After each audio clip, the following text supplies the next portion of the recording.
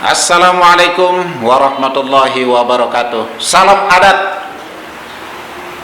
Hadirin para pemirsa masyarakat adat di seluruh penjuru Nusa Tenggara Barat, bahkan di Indonesia pada umumnya. Kembali di siang hari ini masih dalam suasana Hari Kebangkitan Masyarakat Adat yang ke-22. Kami mencoba untuk menghadirkan salah satu tokoh besar dari Aliansi Masyarakat Adat Nusantara. Beliau adalah Dewan Aman yang memiliki tugas melalui pengurus besar Aliansi Masyarakat Adat Nusantara untuk menangani wilayah Bali, Nusa Tenggara Barat dan Nusa Tenggara Timur, bahkan Pulau Jawa yang sehingga bisa disingkat menjadi Jabal Nur. Beliau adalah kakanda kita yang terhormat atas nama Bapak Kamardi. Selamat siang Pak Kamardi. Alhamdulillah di siang hari ini senang sekali Pak Kamardi bisa berkunjung ke daerah Lombok Timur untuk konsolidasi tentang perkembangan dari Aliansi Masyarakat Adat Nusantara, khususnya yang ada di wilayah Lombok Timur, daerah Lombok Timur. Pak Kamardi, kaitan dengan masalah Aliansi Masyarakat Adat Nusantara ini, tentu Bapak memiliki segudang pengalaman mulai dari awal terbentuknya Aliansi Masyarakat Adat ini sampai kepada dia menunjukkan di usia yang sangat muda sekali, 22 tahun. Seperti apa perjalanan dari awalnya? Ya, terima kasih. Assalamualaikum warahmatullahi wabarakatuh. Waalaikumsalam warahmatullahi wabarakatuh. Salam adat Nusantara. Om Swastiastu, Namo Buddhaya. Salam kebajikan. Ya, bercerita panjang sejarahnya perjalanan dari Aliansi Masyarakat Adat Nusantara ini. Ya. Tentu dilatar belakangi banyak hal.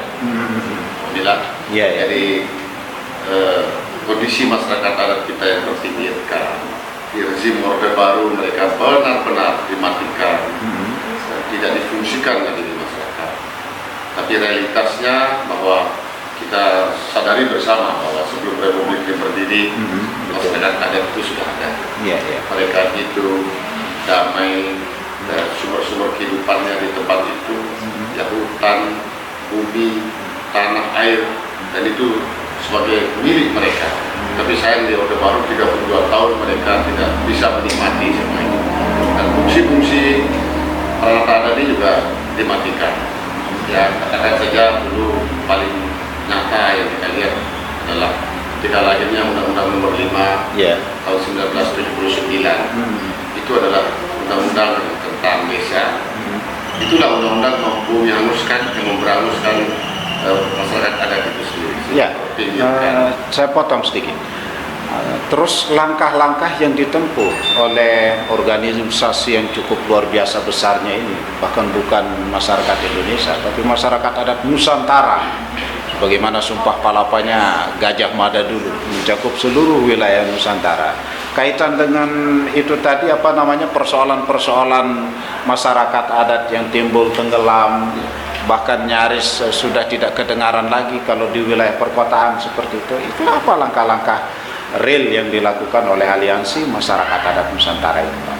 Nah, itulah Mila, jadi awal karena situasi seperti itu sehingga pada tahun 1999 di bulan Maret, tepatnya masyarakat adat itu berkumpul di Jakarta di HI itu perwakilan dari seluruh komunitas masyarakat adat di Nusantara yang berkumpul untuk menyatukan tekad dalam hal ini seperti kita katakan atau dikatakan melakukan perlawanan terhadap negara ini, karena memang negara tidak hadir di masyarakat adat pada saat itu. Sehingga waktu itu muncullah satu bentuk statement yang cukup membuat Nusantara Republik ini juga agak bergetar dengan pernyataan bahwa kalau negara tidak mengakui kami tidak akan mengakui negara. Wah, ngeri sekali itu, ekstrim sekali itu. Terus kalaupun seperti itu, apa namanya, moto perjuangan dari Aman itu apa masih dilakukan sampai sekarang, yang menyatakan bahwa kalau negara tidak mengakui keberadaan kami sebagai masyarakat adat, maka kami tidak akan mengakui negara, masih berlaku itu? Ya, mestinya masih berlaku, tapi seiring dengan perjalanan di Republik ini, lama-kelamaan dengan perubahan regulasi, pergantian pimpinan, tentu kan political will ini dari pemerintah sebetulnya terhadap bagaimana mengakui negara, mengakui masyarakat adat itu. Karena masyarakat adat ini sebetulnya amanat konstitusi negara, diperintahkan oleh negara ini agar negara itu mengakui, menghormati masyarakat adat beserta hak-hak tradisional. Oh begitu, berarti kalau mengakui, melindungi dan apa namanya kaitan masalah hak-hak masyarakat adat itu tentu ada aturan main yang dipersiapkan. Yang sejauh ini saya pernah dengar bahwa ada rancangan peraturan daerah tentang pengakuan, perlindungan dan pengesahan terhadap hak-hak masyarakat adat itu sampai kepada, kalau tidak salah, 2021 ini telah ditetapkan oleh DPR masuk ke prolegnas tentang masyarakat adat ini. Itu peran Aman seperti apa dalam perjuangan ini? Ya, ini sangat panjang perjalanannya. Ini dulu pada tahun 2012 itu sempat mencuat ini. Pada saat itu bahkan sudah masuk di prolegnas, dibahas. Kemudian ada janji waktu itu dari Ketua DPR MPR akan menggulkan sekitar tahun 2012-2013 saat itu. Tapi seiring dengan perubahan politik ya dan kondisi di Republik ini, begitu ada pemilu, kemudian ada pilpres, ganti orang, jadi ganti pula ini menunya. Pola pikirnya ya, juga pola berganti. pikir masakannya berubah. Iya. Tidak bisa melanjutkan. Padahal ini sudah hampir selesai, tapi karena ganti kebijakan, akhirnya mulai lagi. Sampai tahun ini sudah berapa tahun? Itu sejak 2012 saja kita itu sudah lumayan panjang ya. Saya melihat di berbagai media sosial, bahkan juga ada diterbitkan di media massa, bahwa berkali-kali Aman ini bertemu dengan Presiden Joko Widodo, baik periode yang dulu maupun di periode yang kedua ini. Seperti apa bangunan komunikasi bersama beliau? Ada janji-janji politik. Kita tidak mengklaim ya secara semutan terhadap kita semua, tetapi ketika pemilihan presiden pertama itu Aman cukup aktif di seknasnya Jokowi. Ikut juga kawan-kawan dari NGO, itu juga dari KPA misalnya, itu juga merancang visi misi dari presiden itu, sehingga muncul nawacita itu. Dalam nawacita itu kita melihat yang relevan sekali dengan perjuangan dan apa yang disuarakan oleh kita di masyarakat adat dan LSM itu dan kawan-kawan NGO. Itu ada 6 diantaranya. Itu yang sampai 2 periode Pak Jokowi ini belum melahirkan undang-undang. Bahkan dulu ada janji akan dibuatkan satgas masyarakat adat. Satgas itu pun kalau ditanya orang per orang dari kawan kita yang ada di internal kepresidenan, katanya draft sudah selesai, tinggal tanda tangan, tapi sampai hari ini juga belum ada. Nah, oleh karena itu, udahlah. Tapi kondisi masyarakat kita di tingkat regional maupun di tingkat daerah, itu karena mereka eksis sebetulnya. Dan ini beda-beda cara pemerintah menyikapi. Ada yang betul-betul disikapi dengan baik, ada juga yang setengah hati, gitu. Sehingga muncul beberapa perda yang disebutkan tadi. Termasuk di tempat saya di Kabupaten Lombok Utara. Itu lahir perda nomor 6 tahun 2020 kemarin. Itu tentang pengakuan perlindungan masyarakat hukum adat. Kita ikuti pola itu, pola pemerintah masyarakat hukum adat. Dan kita menyebutnya masyarakat adat. Karena begitu menyebut masyarakat adat, sekaligus di dalamnya pasti ada hukum, ada nilai, ada norma yang norma-norma yang ada di dalamnya. Sekarang begini, Berhubung masyarakat hukum adat ini sudah masuk di prolegnas, sementara di bawah juga berteriak untuk minta dibuatkan perda. Sampai sekarang masih ada perdebatan yang cukup alot sekali. Sampai-sampai ada anggota DPR kita yang di provinsi bertanya, masih ada enggak masyarakat adat itu sekarang ini? Nah, mana sepatutnya atau idealnya, apakah kita menunggu undang-undang yang akan dibahas oleh DPR 2021 ini selesai dan tuntas disahkan, mudah-mudahan harapan kita itu baru perda-perda ini mengikuti dari undang-undang yang akan dibahas besok ini, mana yang sebenarnya akan didahulukan, supaya nanti ending akhirnya itu jangan sampai bertabrakan pasal demi pasal yang pada akhirnya nanti perda itu terdelet dengan sendirinya begitu. Jadi kegiatan perjuangan yang mubazir seperti itu. Nah, bagaimana langkah-langkahnya itu? Ya, tidak mesti harus menunggu undang-undang organiknya. Oh gitu. Karena banyak undang-undang yang mengambil juga, yang mengakui juga masyarakat adat itu sendiri. Ambil contoh misalnya undang-undang tentang kehutanan, undang-undang 41 tahun 1999, jelas itu masyarakat. Justru yang paling menarik itu adalah undang-undang nomor 27 tahun 2007 tentang HP3, pulau pesisir dan pulau-pulau kecil itu. Justru di situ yang pernah kita dulu komplain. Kalau undang-undang desa? Apalagi undang-undang desa lebih bernas sekali malah undang-undang desa. Sehingga kita diaman kalau berbicara tentang regulasi, kita cukup masuk hanya dengan 5 pintu undang-undang saja. Dari sekian banyak itu. Katakanlah kita misalnya menggunakan undang-undang nomor 5 tahun 60. Itu tentang pokok agraria. Itu jelas tentang hak wilayah, diatur semua di situ. Kemudian undang-undang 41 tentang pengakuan bahwa ada masyarakat adat dengan definisi yang sama dengan definisi yang kita buat di Aman. Dibuat sama Aman gitu. Kemudian juga begitu juga undang-undang yang lainnya, misalnya undang-undang tentang pemerintahan daerah, undang-undang 2003 itu juga ada. Ada. Sama yang paling bagus adalah undang-undang nomor 6 tahun 2014 tentang pemerintahan desa. Desa itu juga ada desa adat. Ya, ambil contoh kayak di Bali, jelas ada pilihan dinas, ada pilihan adat. Nah, kita tidak mesti semua gitu, tapi sejenis restorasi ya.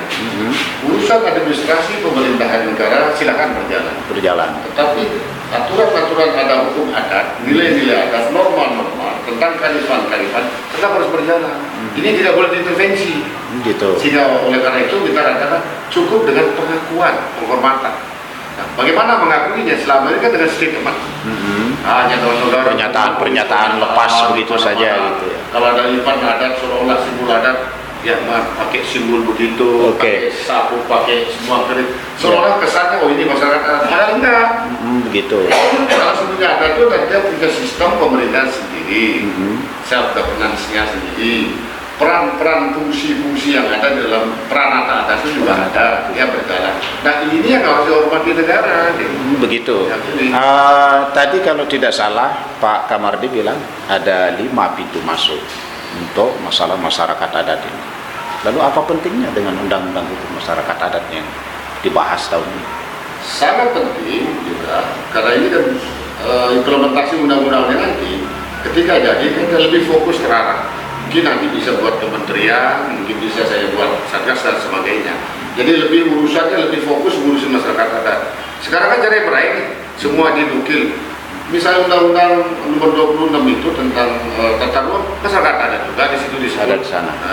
Ada juga masuk di situ. Apa yang enggak? Bahkan sampai admin duk pun masyarakat adat juga di situ. Iya. Tapi kan pecah-pecah. Nah, mari ini ditarik, mungkin nanti ada harmonisasi undang-undang sehingga fokus dia kayak departemen-departemen ini kan punya undang-undang sendiri kan ya. Oh gitu. Jadi urusannya lebih berarti harus memiliki payung sendiri gitu ya, tidak bercerai-berai seperti tadi. Nah terus kalau umpamanya undang-undang tentang hukum masyarakat adat ini sudah disahkan sama DPR, kira-kira dampak yang akan terjadi, yang akan ditimbulkan di seluruh Nusantara seperti apa? Pasti besar ini dampaknya, tapi kita melihat dari sisi positif saja dulu ya. Positif thinking saja, bahwa ini adalah masyarakat adat itu juga bagian dari punya hak yang dijamin oleh Undang-Undang Hak Asasi Manusia juga. Jelas di situ. Jadi itu hak. Dan ingat, perlu dicatat bahwa hak yang dimiliki oleh masyarakat adat itu bukan hak atas pemberian. Berikan hak dan negara, tapi dia sudah memiliki sudah turun temurun sebenarnya. Hak mutlaknya di situ, bukan given gitu ya, tetapi dia memang hak yang sudah diwarisi oleh nenek moyang secara turun temurun. Baru lahir negara. Karena kita sepakat membentuk republik ini. Sehingga negara kita bilang, oh kita ini Bhinneka Tunggal Ika. Bhinneka Tunggal Ika. Jadi kan berbeda-beda nih orang banyak di Nusantara ini. Ya, kita bergeser sedikit. Pak Kamardi sudah berapa periode di pengurus besar? Saya awal dulu karena ikut juga berpartisipasi dalam mendirikan Aman ini, terutama dari NTB kita kirim utusan waktu itu saya membangun persekutuan masyarakat adat Lombok Utara namanya, Krakatau Barat. Nah itu berapa perlawanan di desa yang semua ketika kita ada ritual sedikit, ini bid'ah, ini syirik. Jadi kita ada ritual yang warisan yang moyang kita, bahkan menjurus mengatakan ini kafir. Ini makruh. Oh, masih enak, masih enak. Iya. Kalau makruh dikerjakan tidak berdosa, ini berdosa. Iya. Ya, karena memang ada yang menilai ini, katakanlah tanda petik mungkin ini panitia kiamat lah mungkin ya. Tapi kita harus menghormati memang leluhur. Orang Arab bicara agama boleh, dia juga punya leluhur. Iya. Kita sama-sama punya leluhur. Nah, leluhur inilah yang kita pelihara. Nah, seiring itu kemudian 99 betul saya lebih baik mendorong kawan-kawan aja di situ. Dorong terus, bahkan akhir-akhir tahun 2002 di Lampung Barat juga saya hadir karena menjadi bagian membantu memberikan masukan apa. Baru tahun 2007, begitu saya akhiri masa saya jabatan kepala desa waktu itu, saya ditarik ke PB Aman untuk mengurus Direktorat Partisipasi Politik Masyarakat Adat. Nah, dari situ baru kongres kita, ya, kongres yang keempat di 2012 di Tobelo. Kawan-kawan Bali, NTB meminta saya untuk mewakili jadi Dewan Nasional. Berdua sama Mama Aleka dari Nusa Tenggara Timur. Itu perjalanan saya sehingga kongres tahun depan menurut anggaran dasar kita saya sudah tidak bisa menjabat lagi, kecuali ada hal lain ya. Gitu. Ya, kalau ada hal lain misalnya perubahan anggaran dasar atau apa. Tapi dalam anggaran dasar kita sekarang saya sudah tidak bisa. Tapi kalau sepanjang organisasi masih membutuhkan, tidak ada yang tidak mungkin. Ya, tapi tetap tidak punya aturan. Untuk sementara Pak Kamardi mungkin bisa terpental dengan anggaran dasar anggaran. Tapi bagaimana kalau dengan pernyataan Presiden, saya tidak mau 3 periode. Tapi apabila keadaan nanti 2004, ternyata suasananya ada jalan untuk bisa mengizinkan ke sana dan dorongannya keras, maka mau tidak mau Pak Kamardi harus siap untuk menjadi Dewan Aman Nasional periode yang ketiga. Begitu Pak Kamardi. Baik pemirsa, tanpa terasa cukup bersahabat dan familiar sekali kita berdiskusi bertukar pikiran dengan salah satu tokoh kita, yaitu Pak Kamardi, yang beliau memiliki latar belakang yang cukup banyak sekali, kaya sekali dengan literatur ilmunya. Bahkan mulai dari kepala desa, dia pernah membentuk AKD, Asosiasi Kepala Desa, begitu Pak Kamardi ya. Kemudian beliau menjadi salah satu inisiator dan menjadi panitia pemekaran Kabupaten Lombok Utara, dan inilah wajah yang sebenarnya sehingga Kabupaten Lombok Utara bisa berdiri sampai dengan hari ini.